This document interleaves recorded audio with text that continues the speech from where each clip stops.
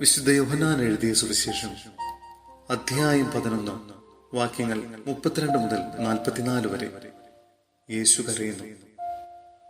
മറിയം യേശു നിന്നിരുന്നിടത്ത് വന്ന് അവനെ കണ്ടപ്പോൾ കാൽക്കൽ വീണു പറഞ്ഞു, കർത്താവേ, നീ ഇവിടെ ഉണ്ടായിരുന്നെങ്കിൽ എന്റെ സഹോദരൻ മരിക്കുമായിരുന്നില്ല. അവളും അവരുടെ കൂടെ വന്ന യഹൂദരും കരയുന്നത് കണ്ടപ്പോൾ യേശു ആത്മാവിൽ നെടുവേർപ്പെട്ടുകൊണ്ട് അസ്വസ്ഥനായി ചോദിച്ചു, അവനെ അടക്കിയിരിക്കുന്നത് എവിടെയാണ്? അവർ അവനോട് പറഞ്ഞു, കർത്താവേ, വന്നു കാണുക. യേശു കണ്ണീർ പൊഴിച്ചു. അപ്പോൾ യഹൂദർ പറഞ്ഞു, നോക്കൂ, അവൻ എത്രമാത്രം അവനെ സ്നേഹിച്ചിരുന്നു. എന്നാൽ അവരിൽ ചിലർ പറഞ്ഞു, അന്ധന്റെ കണ്ണു തുറന്ന ഈ മനുഷ്യനെ, ഇവനെ മരണത്തിൽ നിന്ന് രക്ഷിക്കാൻ കഴിയുമായിരുന്നില്ലേ? ലാസറിനെ ഉയർപ്പിക്കുന്നു. യേശു വീണ്ടും നെടുവേർപ്പെട്ടുകൊണ്ട് ശവകുടീരത്തെങ്കിൽ വന്നു. അത് ഒരു ഗുഹയായിരുന്നു. അതിന്മേൽ ഒരു കല്ലും വച്ചിരുന്നു. യേശു പറഞ്ഞു, ആ കല്ലെടുത്ത് മാറ്റുവിൻ. മരിച്ചയാളുടെ സഹോദരിയായ മർത്ത പറഞ്ഞു, കർത്താവേ, ഇപ്പോൾ ദുർഗന്ധമുണ്ടായിരിക്കും. ഇത് 4-ാം ദിവസമാണ്. യേശു അവളോട് ചോദിച്ചു, വിശ്വസിച്ചാൽ നീ ദൈവമഹത്വം ദർശിക്കുമെന്ന് ഞാൻ നിന്നോട് പറഞ്ഞില്ലേ? അവർ കല്ലെടുത്തു മാറ്റി. യേശു കണ്ണുയർത്തി പറഞ്ഞു, പിതാവേ, അങ്ങ് എന്റെ പ്രാർത്ഥന ശ്രവിച്ചതിനാൽ ഞാൻ അങ്ങേക്ക് നന്ദി പറയുന്നു. അങ്ങ് എന്റെ പ്രാർത്ഥന എപ്പോഴും ശ്രവിക്കുമെന്നും എനിക്കറിയാം.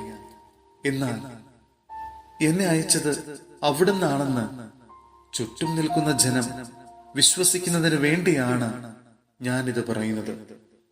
ഇത് പറഞ്ഞിട്ട് അവൻ ഉച്ചത്തിൽ പറഞ്ഞു, ലാസറേ, പുറത്തു വരിക.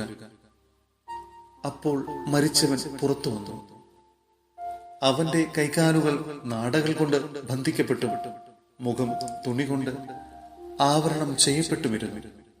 യേശു അവരോട് പറഞ്ഞു, അവന്റെ കെട്ടുകൾ അഴിക്കുവിൻ, അവൻ പോകട്ടെ.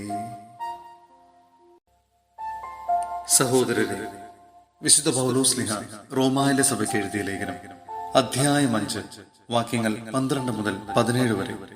ആദവും ക്രിസ്തുവും. ഒരു മനുഷ്യൻ മൂലം പാപവും, പാപം മൂലം മരണവും ലോകത്തിൽ പ്രവേശിച്ചു. അപ്രകാരം എല്ലാവരും പാപം ചെയ്തതുകൊണ്ട് മരണം എല്ലാവരിലും വ്യാപിച്ചു. നിയമം നൽകപ്പെടുന്നതിന് മുമ്പ് തന്നെ പാപം ലോകത്തിലുണ്ടായിരുന്നു. എന്നാൽ നിയമമില്ലാത്തപ്പോൾ പാപം കണക്കിലെടുക്കപ്പെടുന്നില്ല. ആദത്തിന്റെ പാപത്തിന് സദൃശ്യമായ പാപം ചെയ്യാതിരുന്നവരുടെ മേൽ പോലും ആദത്തിന്റെ കാലം മുതൽ മോശയുടെ കാലം വരെ മരണം ആധിപത്യം പുലർത്തി. ആദം വരാനിരുന്നവന്റെ പ്രതിരൂപമാണ്. എന്നാൽ പാപം പോലെയല്ല കൃപാദാനം. ഒരു മനുഷ്യന്റെ പാപം മൂലം വളരെ പേർ മരിച്ചുവെങ്കിൽ ദൈവകൃപയും യേശുക്രിസ്തുവെന്ന ഒരു മനുഷ്യന്റെ കൃപാദാനവും അനേകർക്ക് എത്രയധികം സമൃദ്ധമായി ലഭിച്ചിരിക്കുന്നു.